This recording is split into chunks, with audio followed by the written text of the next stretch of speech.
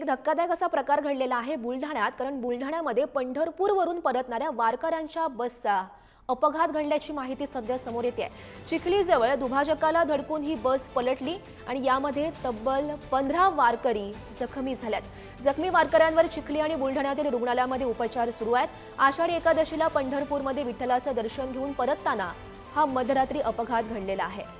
आणि या संदर्भात अधिकची माहिती जाणून घेऊयात। आमचे प्रतिनिधी संदीप वानखेडे आपल्या सोबत आहेत।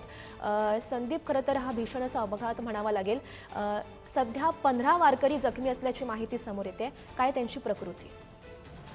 अगदी बरोबर माहिती आहे माधुरी। आपण जर पाहिलं तर कालचा आषाढी एकादशीचा जो काही सोहळा आहे हा मोठ्या थाटामाटात पार पडलेला आहे आणि संपूर्ण राज्यभरातून मोठ्या प्रमाणात भाविक या सोहळ्यात सहभागी होण्यासाठी गेले होते आणि कालचा हा कार्यक्रम आटपून आज बरेचसे भाविक जे आहेत हे आता परतीच्या मार्गावर आहेत। यामध्ये आता खामगाव बाळापूर या ठिकाणची जे काही भाविक आहेत हे काल खामगाव पंढरपूर जी काही बस होती त्या बसमध्ये बसून परत येत असताना चिखली जवळ जे आहे हे अचानकपणे बसचा अपघात झाला। बस ही दुभाजकाला धडकली आणि बस पलटी झाली, ज्यामध्ये जवळजवळ या बसमध्ये 52 प्रवासी जे आहेत, भाविक जे आहेत, वारकरी जे आहेत ते प्रवास करत होते आणि यापैकी जवळजवळ 20 प्रवासी जे आहेत ते जखमी झालेले। त्यापैकी 12 ते 15 प्रवाशांवर खरं तर या घडामोडींवर असंच लक्ष ठेवून राहा। तुर्तास धन्यवाद दिलेल्या माहितीसाठी।